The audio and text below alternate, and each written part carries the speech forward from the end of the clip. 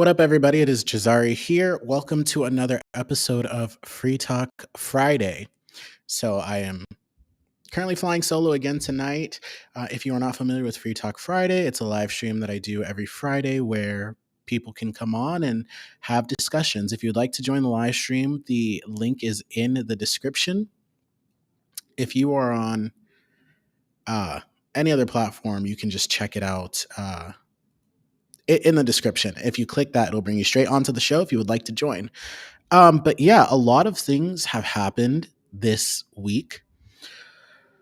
A lot of wild things. And first off, to start it off, tonight, I want to say condolences to the families who lost loved ones in that airplane crash. There was a HBCU professor that was there, a lot of young kids who were on the figure skating team. People with hopes and dreams, young people who still have their whole lives ahead of them.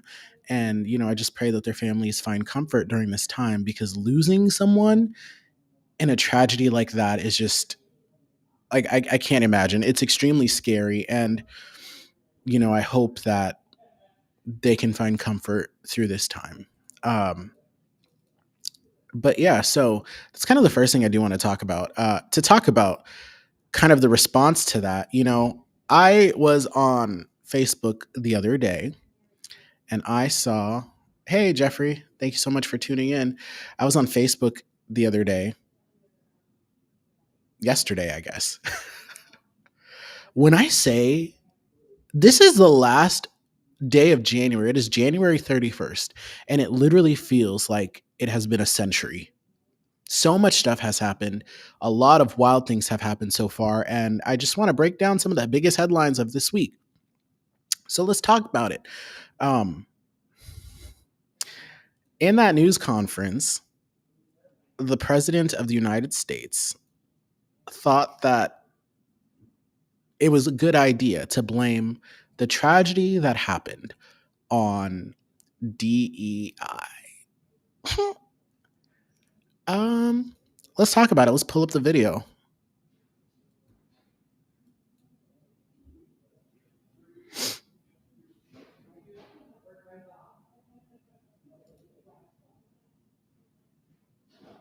Mr. President, Not about this.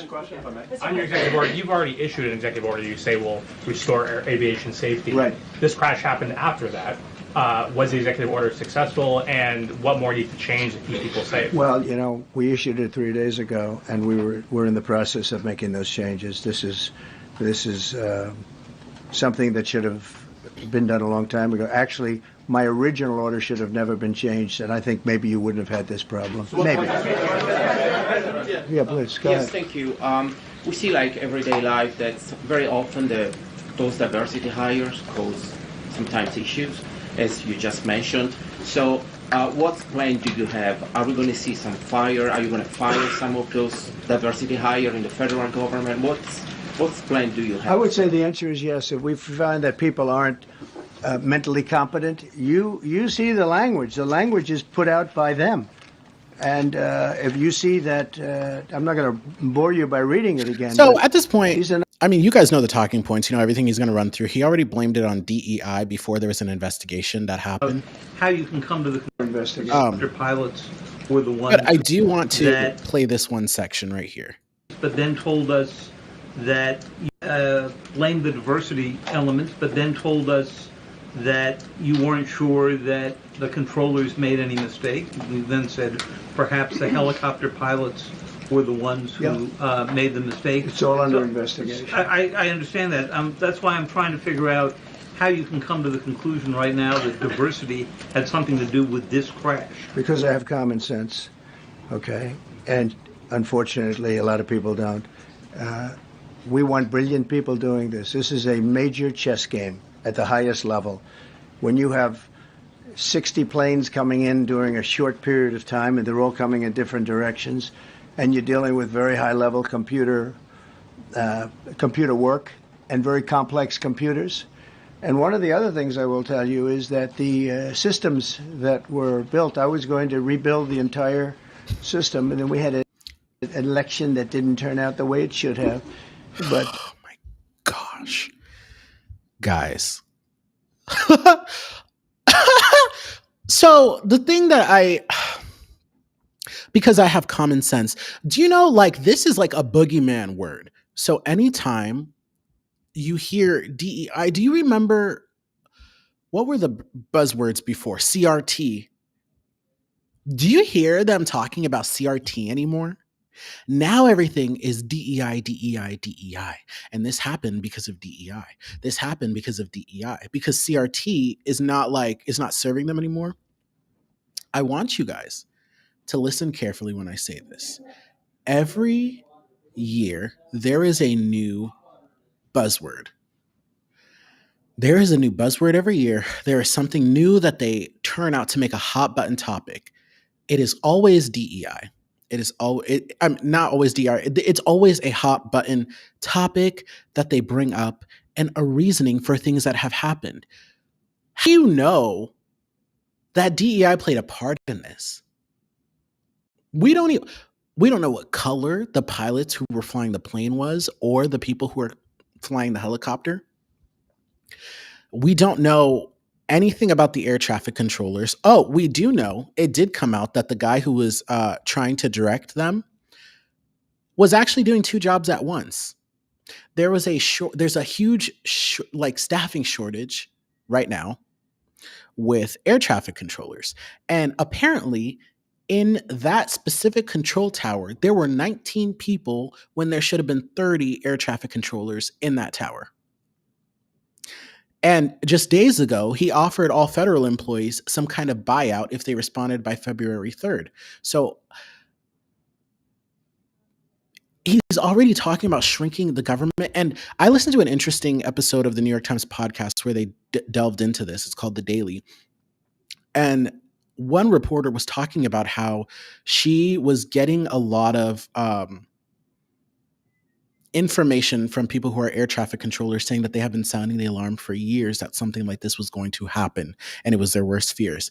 And after that after that crash happened, an air traffic controller sent her a text message saying, "I told you so," that this was going to happen.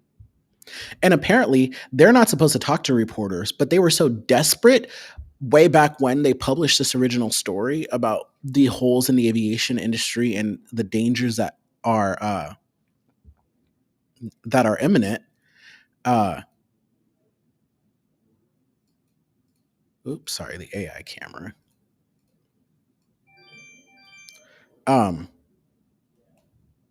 The AI camera, sorry, oh my gosh, how all of this was imminent. And so they're not supposed to talk to reporters. However, they felt so desperate that this was going to happen soon.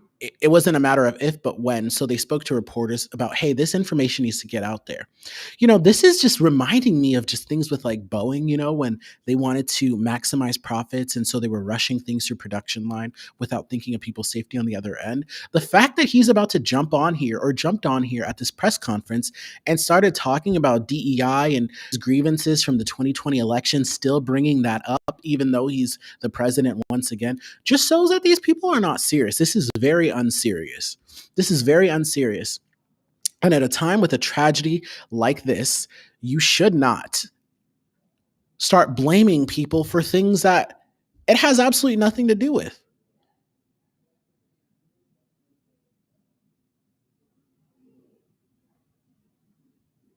Sorry, 1 second.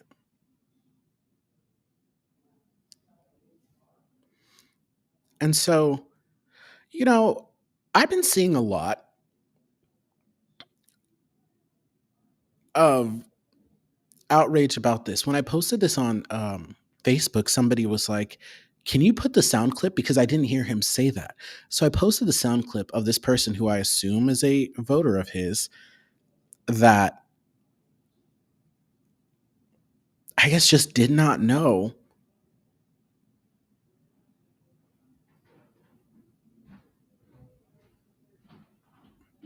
sorry, 1 second. Just did not know that he was saying this stuff. So this is a situation we are at. Very unserious. I'm not sure what's going to happen. As a person who flies a decent amount, this really does freak me out now. Because I used to, let me tell you something about me. I used to get on that plane, just knock out, fall asleep. But now after this, knowing what he's trying to do with implementing the Schedule F, right? Reducing the federal workforce, I don't think a lot of people feel safe now.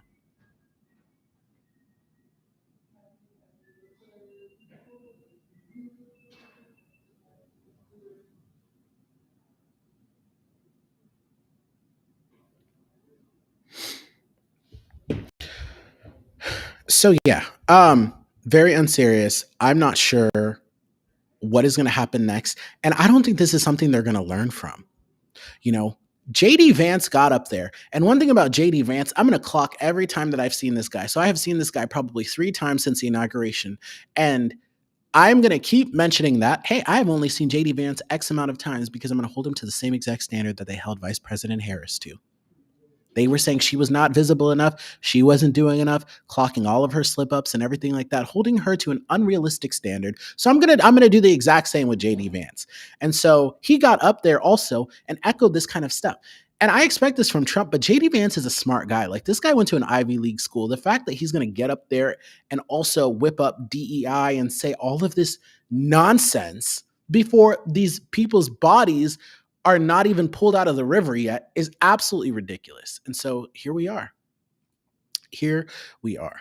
Very unserious. And like I said, condolences to everyone who lost family members in that. Lots of young people, lots of talented people, lots of people who had their, and everybody still had their lives ahead of them, stuff to look forward to. And I am so sorry that this is the kind of sympathy you get from the President of the United States.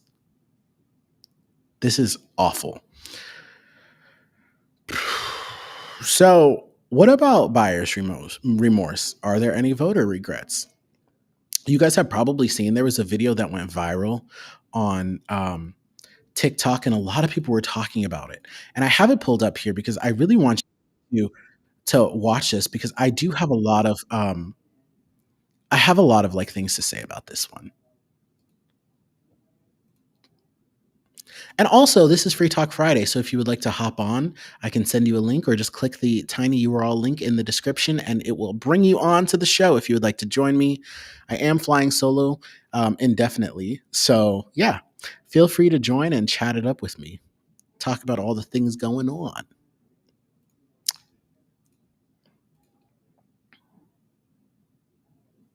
So this is a video that went viral of this lady who, just listen to this.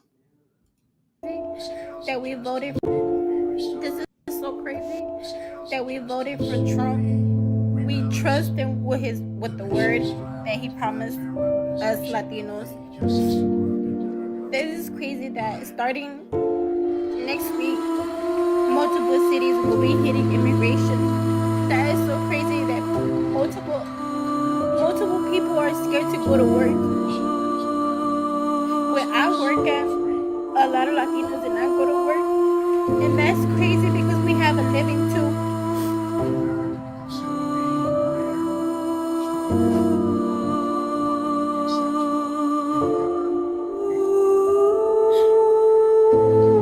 I hate that I voted for him. Now I'm so scared for my family and y'all family. Y'all, we need to come together and do something about this. This is so crazy that we voted for Trump. We need to come together and do something about this. Listen, let me tell you something. I'm not even gonna hold your hand when I tell you the time to do something and come together about this was on November 5th of 2024. And so I feel bad for this lady, but at the same time, it's kind of just like, what did you think was going to happen? What did you think was going to happen? A lot of people talked about how Trump was a threat to democracy. People were talking about how he was going to be a dictator on day one, which were his words. And a lot of people brushed it off as hyperbolic, thinking you guys are overreacting. Y'all are being so dramatic. This is never going to happen. And da-da-da-da-da, and blah, blah, blah, blah, blah. And now you're over here doing the hokey pokey and turning yourself around, saying that we got to come together and we got to do something about this with this sad music overlaid on this TikTok. And I'm sorry, like, if that seems a little too harsh, but at the end of the day got to end. And like always, we see the effects of these expedited executive orders and everything that is happening. And she also got on here and let me show you guys about this, because she, as you would expect, got so many so many This is let me switch this around. As you would expect, I mean, she got like a whole bunch of like hate and reaction for this. He's literally doing exactly what he said he was going to do. Did none of y'all listen? Did y'all think you were special? I hope he grabs anyone that voted for him. Adios. Why are you crying? This is what you wanted. A snake is a snake. FAFO really quick. So, I mean, like, thoughts and tariffs, these are just like, we warned you. All of these comments are what people are talking about. And like I said, like, I feel empathetic, but at the same time, it's kind of just like, this could have been avoided. And the reason why I'm like speaking out about this and giving my opinion is because there have been so many different articles. The Atlantic published a post saying,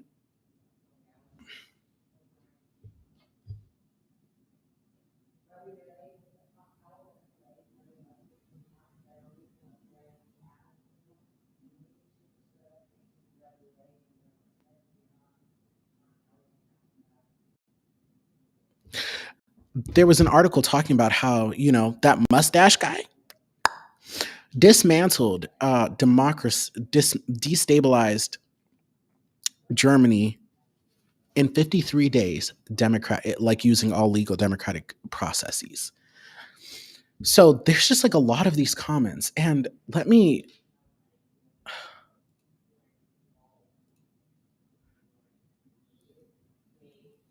go here. So as you would imagine, a lot of people came on here and started like trashing her. So these like all reaction videos that she has been making. And she pinned that one. Okay, I have time today. I was scrolling down through these comments. It's over 2K of comments of negative and positive comments, if you really want to talk about it. I'm the type of person, I'm not going to reply to every negativity y'all want to say and try to bring down one another. And this give you what type of character, how people are in real life. It doesn't matter who you voted for.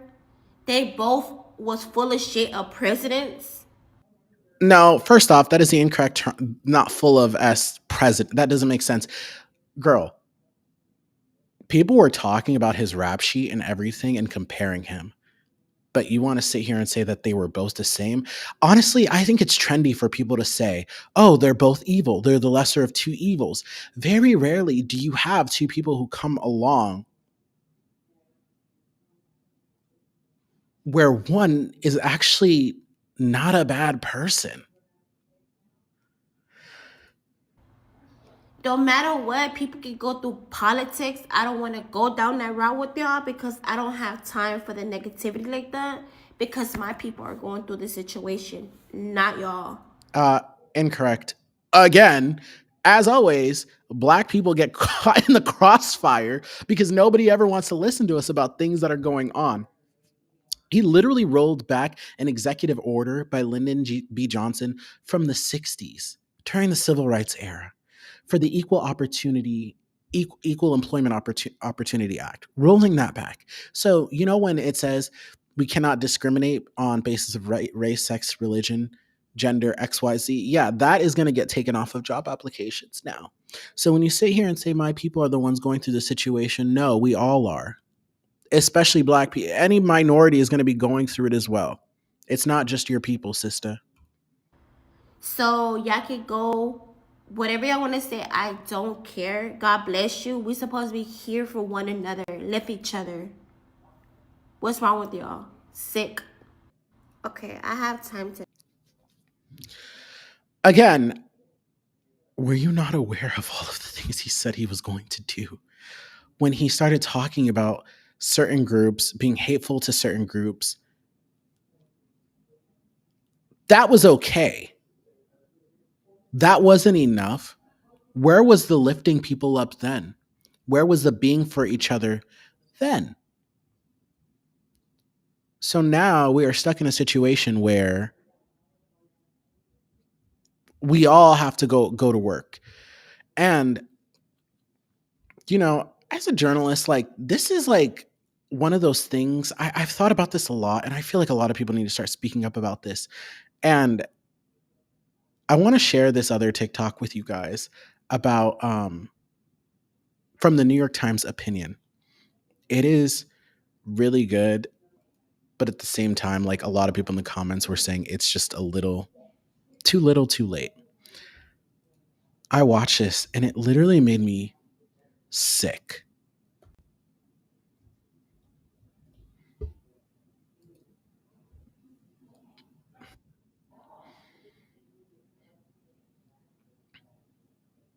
So this is a TikTok that was put out by the New York Times, and it is titled, "How Does Tyranny Begin?"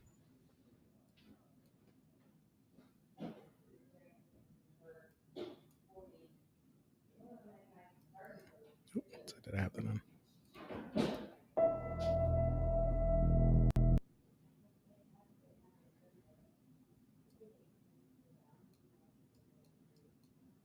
Sorry, y'all.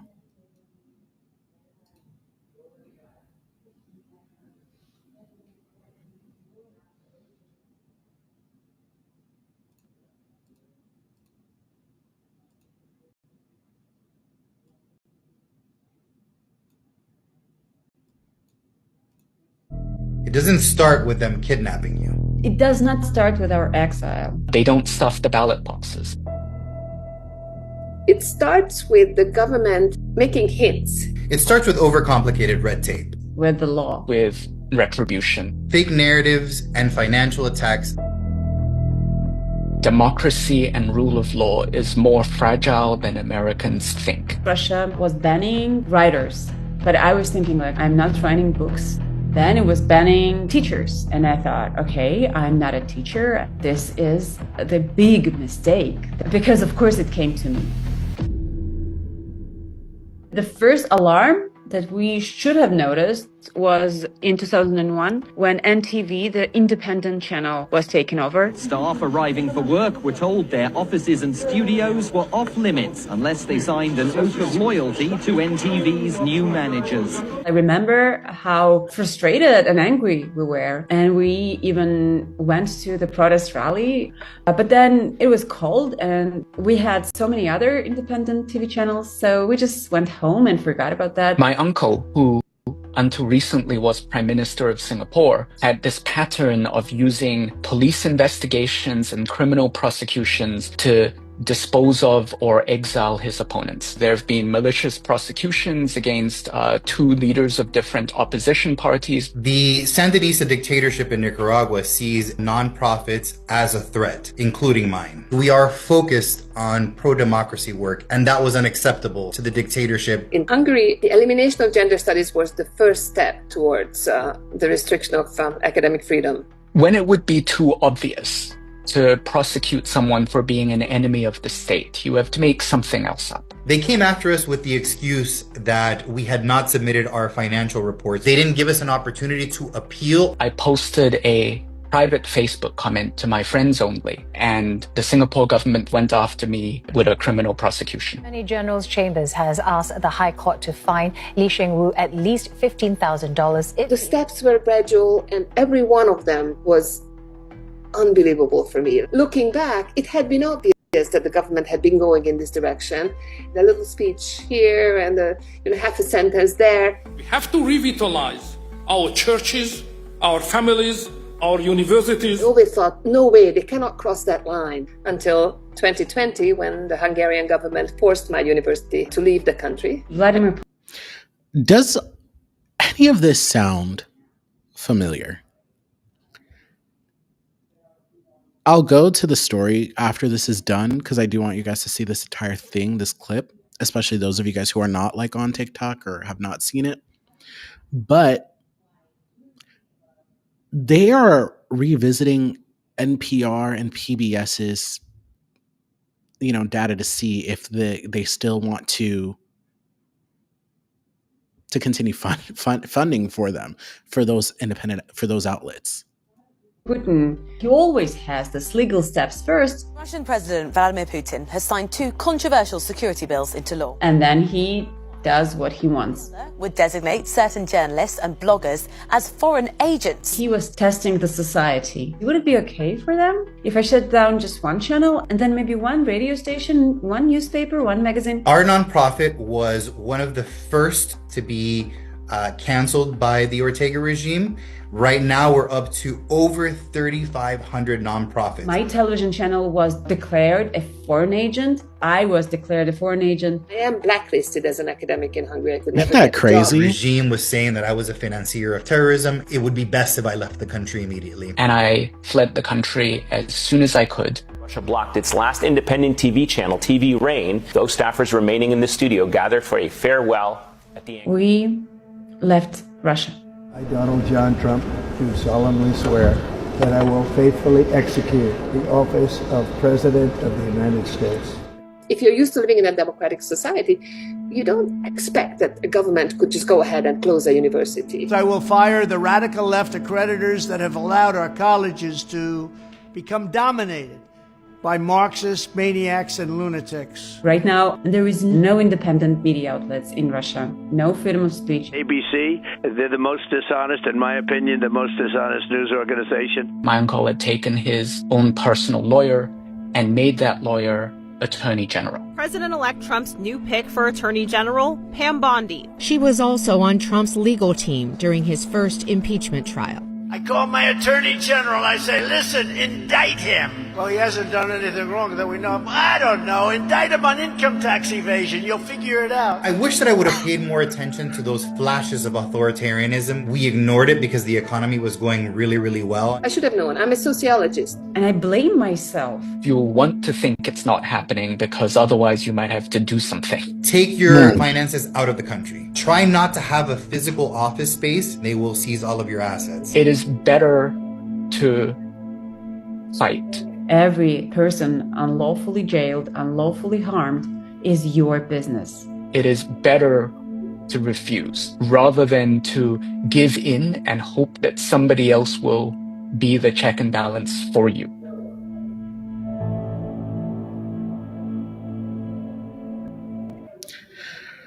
Guys, when I watched this earlier for the first time, I literally had chills watching all of this parallel to what is going on right now. And again, the comments, hey, so this would have been great to post in October. Putting this on their For You page, not mine. I already know where we're heading. Or put this on their For You page. A warning is meant to happen before catastrophe, not after, but this is the same media outlet that refused to officially announce a candidate endorsement. Similar, like I said, to how NPR and PBS are now under attack. Little late, New York Times. This needed to be published in 2016. Listen, guys in the chat, let me know what you think about this, because the way everyone is warning us, this is so bad. Many of us already knew this before the election. The question now is, what do we do? And it's sad to say, but the only thing we can do, especially when he starts coming for the media and stuff, which he already has been. And just a little vignette about that. I never heard of fake news until Trump became president. I guess I always had this trust in the media that they were actually doing what they should have been doing. But there are outlets that are doing what they shouldn't be doing, or intentionally misleading people with misinformation and disinformation. And the ones who are actually doing good work, the ones who are actually, speaking truth to power and putting information out there,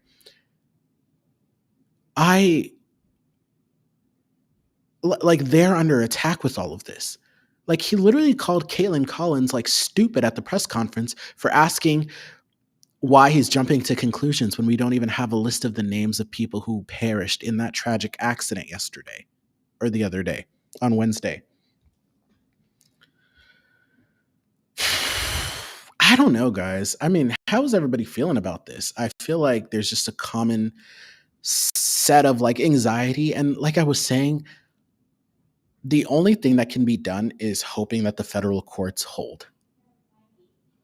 That, you know, the opposite party, the Democrats, really try to block him on every type of authoritarian thing that he's trying to do, because some of this stuff just doesn't make sense.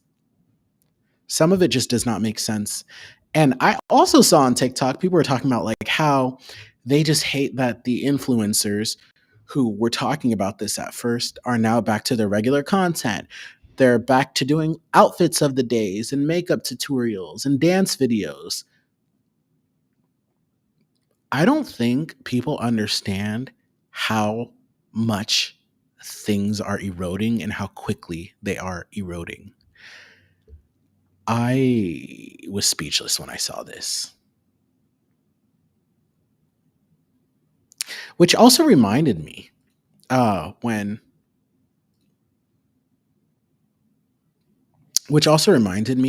Charlemagne and Anderson Cooper were going at it on CNN.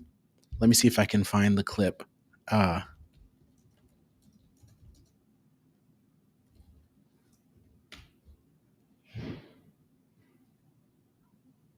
my gosh, this is like a long clip. So this was 3 months ago, and good job, Cowboy. Thank you.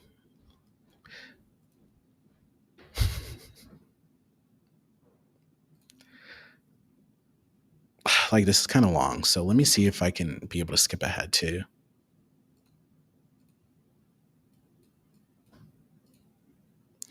So this is when Charlemagne was interviewed by Anderson Cooper,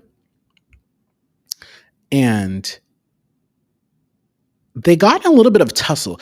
Anderson Cooper is one of the most buttoned up, proper gentlemen I have ever met. When Andy Cohen is over there trying to slobber all over him during the New York Times, the New Year's Eve thing, Anderson Cooper is always very much like, I never see Anderson Cooper frazzled. Charlemagne had this dude frazzled. Her saying that she thinks that she believes Donald Trump is a fascist got a lot of headlines because it was the first time that she said it. She's been going along for days saying Mark Milley said he's a fascist. This person said this. You raised the question of authenticity in your interview with her, and that was an authentic moment where she says, "Yeah, I do think he's a fascist," and I think that's why it had a reaction.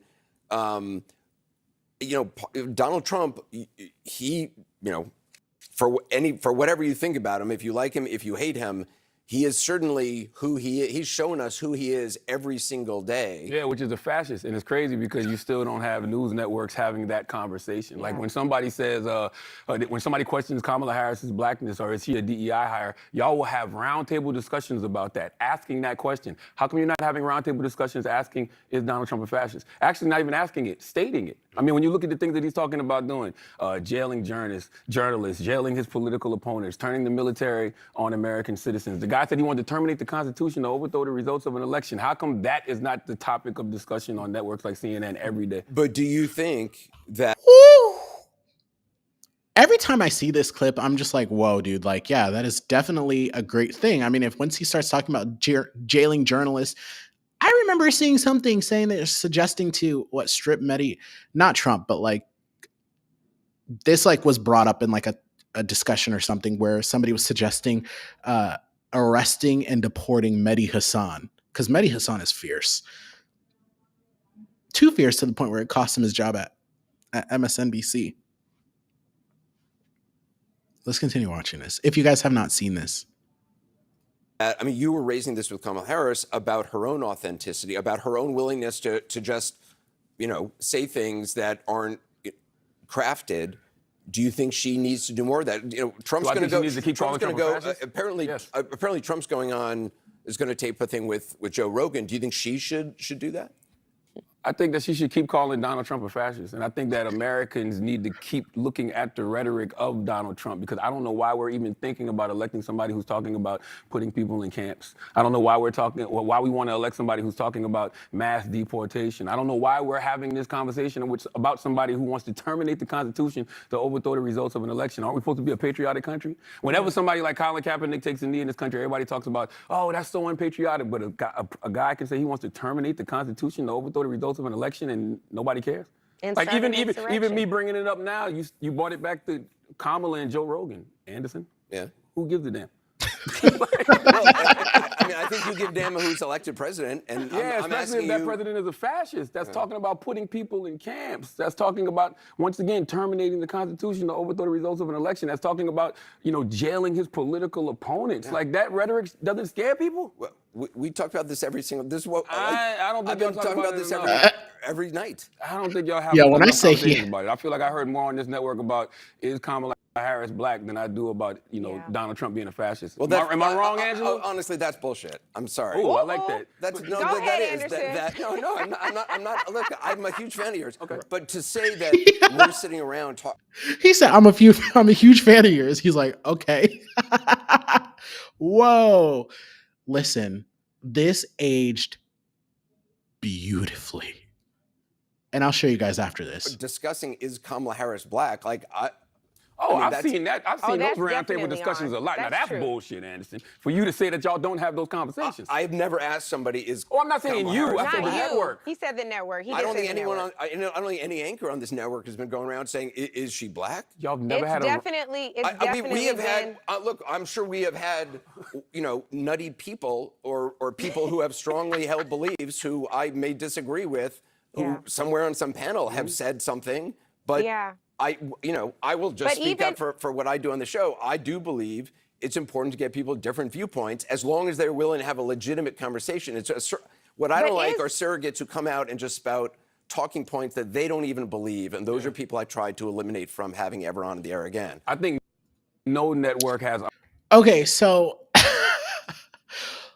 as you guys heard, this was an interesting interview that Charlemagne had with Anderson Cooper and this woman right over here, where they talked about all of this.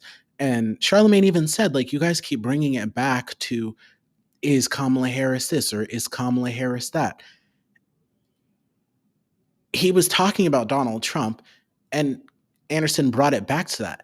As I was saying, look at this. Trump wants to detain 30,000 migrants at Guantanamo Bay. What is Guantanamo Bay? What to know as Trump plans open detention center to migrants. He'll hold undocumented immigrants at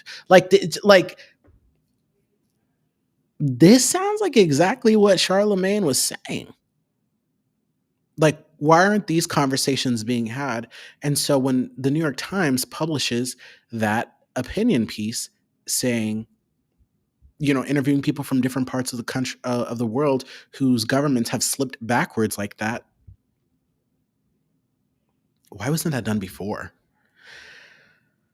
Look, I don't know what's going to happen or where to go from here, but I do feel like we are definitely entering into a dark time.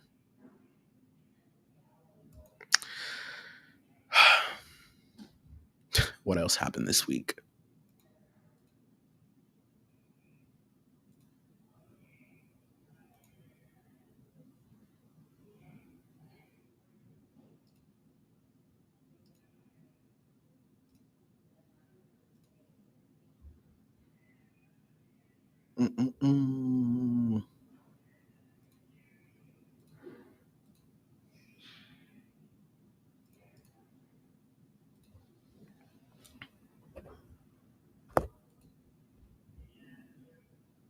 I think that's all that I had.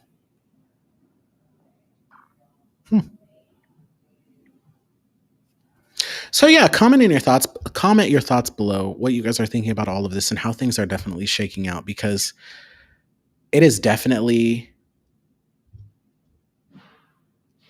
becoming, it's getting scary. Anna says there's been a lot of progress fighting the wildfires in California. Rebuilding is going to be such a challenge. And that's the other thing too, prayers for the people still being affected by the wildfires in California and people who have lost their homes and things that they have worked hard for and who are now trying to figure out where their lives, how to pick up their lives and move forward from this tragedy.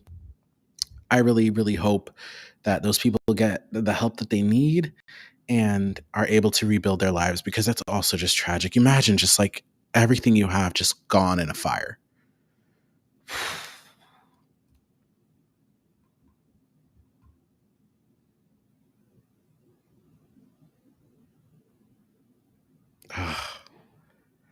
I don't know, y'all.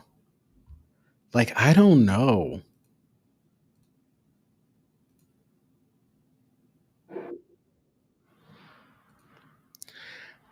And when I think about all of this, I think we are so comfortable living in our democracy that we can't imagine losing. Ooh. Sorry, I'm not seeing the comments on Instagram, but I just did see something. Hey there. Hey, Dose. How are you doing? Someone said it's a terrifying time to be alive. Dreadful. Someone also said, I just don't know what good the conversation would have been. 1/3 of the country wants everything that happened this week. And I did say this before. I did bring this up on a live stream last week. I talked about this. When people keep saying that, like you're seeing a lot of people on YouTube making these MAGA FAFO videos, and the videos aren't even of Republican voters. The videos are of non-Trump supporters saying, how do you feel now? How do you feel now about this? I've only ever seen that one video, the one that I played for you guys a little bit ago on TikTok, of a Hispanic woman regretting her vote. And that was the only one. So I do agree with the sense that, a lot of people did want this. But at the same time, though, like, I don't know. It's crazy. Let me see.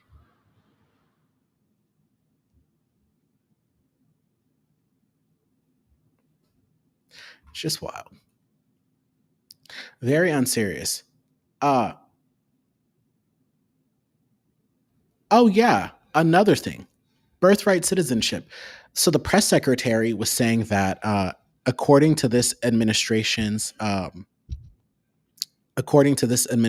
interpretation, birthright citizenship is unconstitutional. The United States, the press secretary said that. The United States press secretary said that. So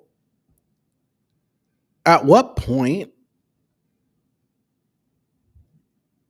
are people going to be like, okay, this isn't what we voted for? I remember some of my friends and some people were saying, like, if things start going off the rails, we hope that the people who backed him up are going to stand up and say something. So meaning, these podcast bros and stuff like that. I haven't heard anybody speak up and say, you know what, this is not what we voted for. Look at all those 300 plus, almost 400 executive orders that have been signed, and none of them have been to lower the cost on anything. None of them have been to make anybody's lives easier.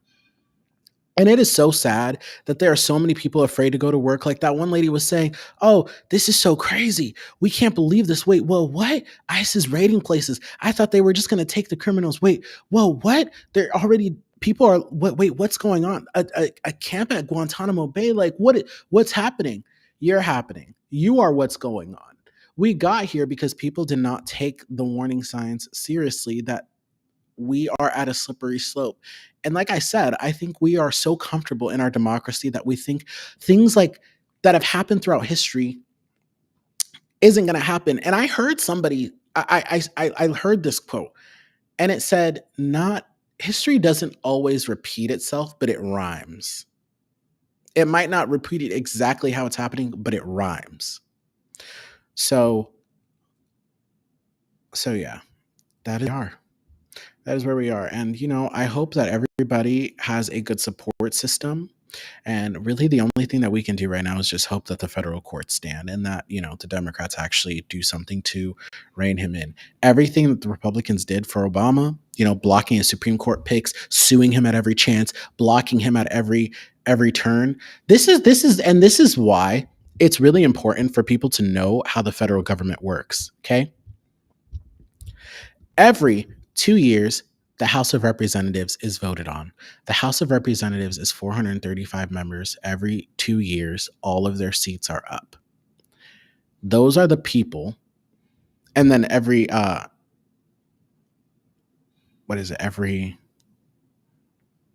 but there's also the Senate races every 2 years as well. So there's like a different class of senators. I think there are 3 classes of senators. So every 2 years, there are senators that are up, and every single House of Representatives seat is up. Those are the people who control the purse strings of the country. Those are the ones that they are the legislators who actually, and the lawmakers who actually draft bills and laws. Okay? Those are the people that you have to be aware of, because I think we get drowned out by the presidential election, that we forget these members of Congress that are getting in there are also loyalists to this guy. They are loyalists to this guy, and some people don't pay attention. And so they sneak into these roles, and that is how they have a trifecta right now. That is how they have a trifecta in the House, the Senate, and the presidency, and as well as the Supreme Court. So it is really important for people to be aware of those kind of elections that happen. They're not the most biggest and brightest. I mean, like, people know AOC. AOC is a member of the House of Representatives. She has to win an election every 2 years to stay there, right? Same, like people like Marjorie Taylor Greene have to win an election every 2 years to stay there. Those are the people we should really be putting our energy into, as well as your local elections. Here in Lincoln and in Omaha, they are the municipal elections. So there are literally elections every year. So this year we have the city elections, and then next year we have the midterms already, right? So every year there are elections, and every single one affects you. The local level ones affect you even more, as far as, who your state senators, your state representatives are, if you live in a state with a bicameral system, because in Nebraska we just have one, the state Senate, and then also the governorship, making sure that you have people in place who are actually going to represent your interests and the things that you want. And like that one commenter mentioned, earlier, a third of the country wanted this. Also said, I think people see the cautionary tales of previous governments and just think, not in the US, that won't happen to me, because, like you said, they are complacent. Yeah, I really do think people just feel like things are going to be fine. And the other thing too is, like, we can't just go back to living like nothing is happening. Do you know what I mean? Like, think about 10 years ago. 10 years ago, I would say during the Obama administration, and even, the Bush administration, there was wars and things like that. But did you honestly, were you in this constant state of anxiety of, like, you don't know what's going to happen, state of chaos? Like, we no longer can live in the bubble of things are just going to work out. Things are just going to be fine. And Hakeem Jeffries, somebody actually commented this, because I posted a reply that I had to Hakeem Jeffries, a House Minority Leader, saying, what did he say?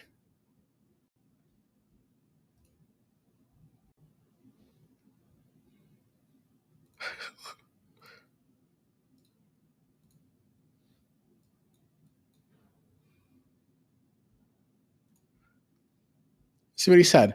Presidents come and go. Our presidents come and presidents go. Through it all, the God is still on the throne. And I said, true, but twin, civil rights didn't come this far to just be rolled back. This is the Democratic House Minority Leader. And some people one guy didn't even know who he was. He took over Nancy Pelosi's role as the leader of the House Democrats. And so this guy will become Speaker of the House if the Dems retake the House of Representatives in 2022. And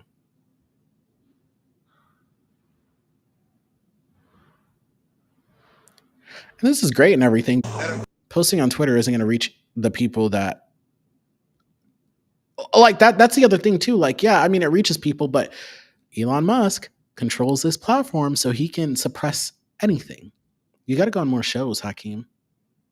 I've never seen you on, like, a podcast or things like that. I've never seen him on alternative independent media. He didn't accomplish a world war in the first term, so he's making sure it happens in the second time. Could be, man. It's scary. Look, but that's the hour for me, Free Talk Friday. I'm sorry, I didn't really prepare for this because I had been working all day. I have a job completely unrelated to all of this. But yeah, I mean, if you enjoyed this live stream, please be sure to share it. I'm really trying to grow these platforms to try to get more people on. I have some interviews scheduled that are going to be coming out soon. I have one with a really awesome nonprofit leader or founder and president who is going to be coming out not this Monday, but next Monday. This Monday, I'm having an interview that I did with the chief of staff of Nebraska's state treasurer that I hope will be able to come out on Monday, maybe around noon. So be on the lookout for that. Be sure to subscribe to the YouTube channel. You can find me on every single platform at Jazari Qual. Let me put in the chat.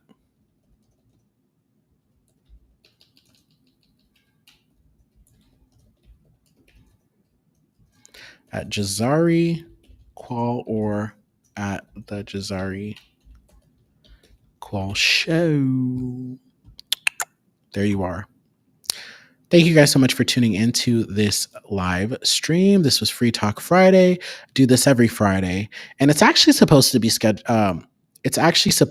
structured to where anybody who wants to come on can come on and chat, and we just chop it up. And so we've had guests previously coming on, but yeah, flying solo indefinitely. Pretty tired, pretty exhausted. So I'm sorry if this wasn't as lively as it usually is.